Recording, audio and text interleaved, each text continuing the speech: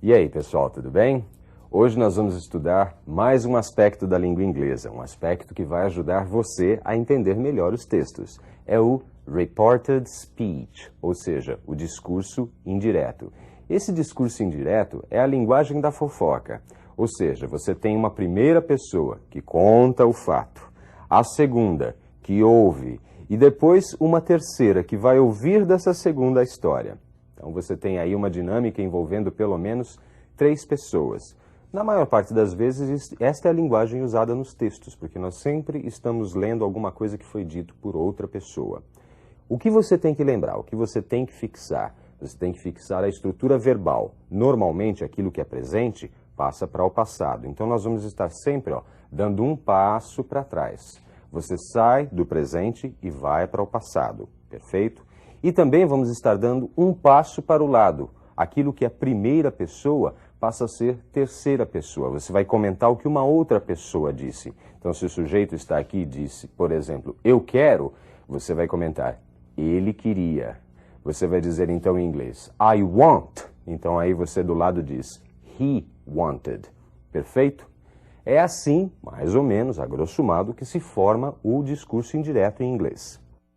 Prestem atenção, então, nessa referência. Presente e passado. Isso é uma das coisas mais importantes para se prestar atenção no reported speech.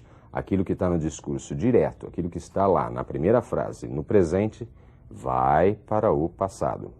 Perfeito até aí? Bom, até aí foi só uma abstração, você está vendo a coisa só em termos de teoria. Mas nós precisamos observar como funciona nos textos, como as frases são transformadas dentro de um texto, ok?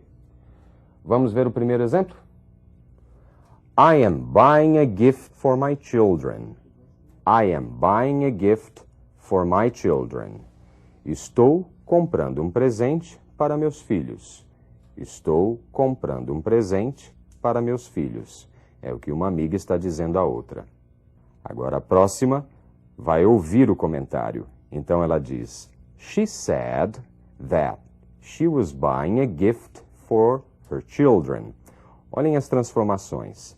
Aquilo que era I virou she. E o verbo to be que estava no presente virou was, passado. Olha lá.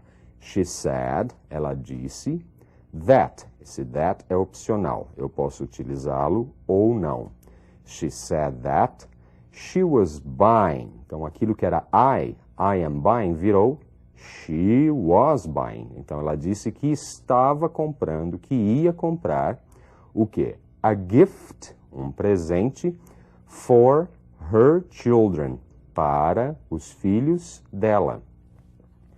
Então, se alguém diz, I am buying a gift for my children, ao transformar no reported speech, você dá aquele passinho para o lado e diz, she said, ou he said, she was going to buy a gift for her children. Quais foram as mudanças? I am virou she was, ok? E o my children virou her children. Então, o que nós normalmente temos é isso, uma mudança de verbos, de tempo verbal, aquilo que era presente dá um passo lá para trás, e os pronomes, o que era primeira pessoa acaba virando terceira pessoa. Então, eu vou fazer isso. Ela disse que ela vai fazer aquilo, ou que ela ia fazer aquilo. Perfeito? É assim que funciona o reported speech, ou discurso indireto em inglês. Well, let's see one more example. Mais um exemplo. I've won a lottery jackpot. I've won a lottery jackpot. Eu ganhei um prêmio de loteria. Eu ganhei um prêmio de loteria. I've won é o present perfect. Ele não está nem no passado, nem no futuro, é o present perfect. I have won. Lembrem? Vocês se lembram? É aquela terceira forma do verbo. No reported speech fica, she told me she had won a lottery jackpot. Ela me disse que havia ganho, okay, que tinha ganho um prêmio de loteria. Então, o que aconteceu? O present perfect, I have won, se transformou em past perfect. She had won. Então, a gente começa a estabelecer algumas regras. O presente vira passado. O present perfect vira past perfect. Ok até aí?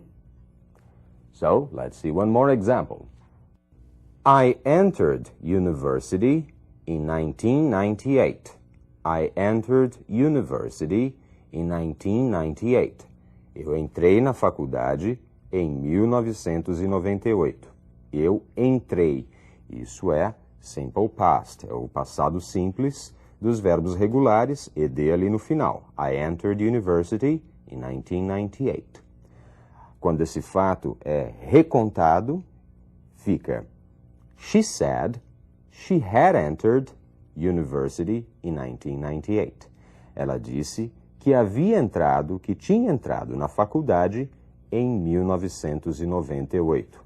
O passado também é transformado em past perfect. Então é isso. Presente virou passado. Present perfect vira past perfect. E o simple past também vira past perfect, ok? Então sempre um passo para trás, um passo para o lado. O passo para trás para você determinar qual o tempo que está sendo utilizado. O passo para o lado para você se ver de fora da ação e enxergar, ó, ele disse, ela disse, e assim por diante, ok? Let's see more examples. Keep alert, diz aí o sargento para um cabo. Fique alerta. Isso é um imperativo, é uma ordem. Keep alert. Bom, vamos observar como é que fica essa ordem no reported speech. He told us to keep alert. Ele nos disse para ficarmos alerta. He told us to keep alert. Ele nos disse para ficarmos alerta. Então, no caso de um imperativo, keep alert, você tem o uso da preposição to. He told us to keep alert. Se eu falo, por exemplo, don't sleep, não durma. Então, como é que fica o reported speech? He told me not to, observem, not to sleep. Ok? Perfeito. Let's see one more case. Don't rack your brains if you can't find a solution. Don't rack your brains. Não quebre a cabeça if you can't find a solution. Se você não puder encontrar uma solução. É uma ordem, é um imperativo na negativa. Don't rack your brains. Olhem, portanto, como fica no reported speech. He told me not to rack my brains. Ele me disse para não quebrar a cabeça. He told me not to rack my brains. Ele me disse para não quebrar a cabeça. Viram? Eu havia dito para vocês como ficava o negativo, com not to. E agora vocês viram um exemplo por escrito. Let's see more examples. No caso de uma pergunta, can you tell Laura to call me? Can you tell Laura to call me? Você poderia dizer para Laura me telefonar? Você poderia pedir para Laura me telefonar? É uma pergunta, no presente com o can you. Vamos ver como fica no reported speech. She asked Laura me asked if me I could tell you to if call I her. could tell you Ela me pediu to call her. se eu poderia Laura pedir a você, poderia me dizer a você pediu, para ligar Laura para asked ela. me, Laura me She asked me, o perguntou verbo fica então se no eu passado, ela me poderia pediu. dizer If a I você could, se para eu ligar para ela. poderia. Laura If I me could. perguntou Could combinando com se eu asked. poderia Passado com dizer-lhe passado. para ligar para ela. E Então você você tem também a observa substituição que do o can por you, could. que era da E frase uma outra original, coisa que acontece nessa é que frase, na no sentença reported original era uma speech, pergunta. ele inverte, ele Can passa a you? ter a ordem Observem aí afirmativa. que é If could. I Você could. tem a ordem Perfeito? afirmativa. Então, além da mudança dos pronomes e do tempo do verbo, você tem que prestar também atenção nisso. Ou seja, o verbo na questão, ele está invertido com o sujeito. Quando você faz o reported speech, você passa para a ordem afirmativa. Coloca primeiro o sujeito, depois o verbo. Ok? Let's see one more example. How much money do you have? Quanto dinheiro você tem? É uma pergunta do assaltante, não é? How much money do you have? No reported speech, como é que isso vai ser contado? He asked me how much money I had. He asked me how much money I had. Ou seja, ele me perguntou quanto dinheiro eu tinha. Quantas mudanças observamos aí? A primeira, o tempo do verbo, que era have, passou aí, olha lá, had. Outra coisa, a estrutura original era uma pergunta, do you have? E agora a estrutura é uma afirmação, how much money I had, sem o auxiliar. Existem 3 auxiliares, basicamente, do, does e did. Aliás, 2, né? Do, does and did, são os auxiliares do presente e do passado, que no caso dessa transformação para o reported speech, eles estão numa pergunta. Ao passar para o reported speech, normalmente eles desaparecem. São os auxiliares. Tá? Os verbos auxiliares do, does e did, eles normalmente desaparecem e o verbo dá um passinho para trás, não é? Ele muda para o passado. Outros auxiliares, bom, eles permanecem, né? O verbo to be, o have, do present perfect, eles permanecem, mas eles mudam o tempo, ok? Let's see more examples.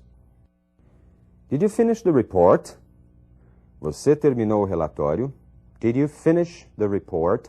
Pergunta no passado. Did you finish? Did ali na frente, mostrando que é passado. Finish no infinitivo por causa do did. Did you finish the report? Resposta, not yet, sir. Ainda não, senhor.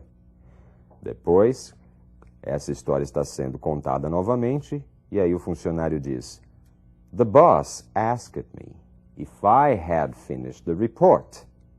O chefe me perguntou se eu tinha terminado o relatório. The boss asked me if I had finished. Por quê? I had finished. Na pergunta original, did you finish? Você terminou. Era passado. Caiu fora o did, a frase estava no passado, eu tenho que dar um passinho para trás. É o past perfect. If I had finished. Se eu tinha terminado o relatório. Tudo bem até aí, gente? Então, o que vocês têm que fixar é a questão verbal. Ou seja, simple present, passinho para trás, simple past. Present perfect, passinho atrás, past perfect. Simple past, passinho atrás, past perfect também. Aquele do had mais o particípio passado. E outros casos. Will, would, can, could, e assim por diante. Present continuous, past continuous, e assim por diante, um passinho atrás. Depois, os pronomes. Aqueles que estão na primeira pessoa viram terceira pessoa. Primeira pessoa, I, we. Terceira pessoa, he, she, it, ou então they, e assim por diante. É essa mecânica do reported speech. Gravem e prestem muita atenção. E leiam, procurem identificar nos textos onde isso acontece. Nós vamos estar estudando alguns textos e vamos estar comentando. Por enquanto, study and keep alert. Bye bye.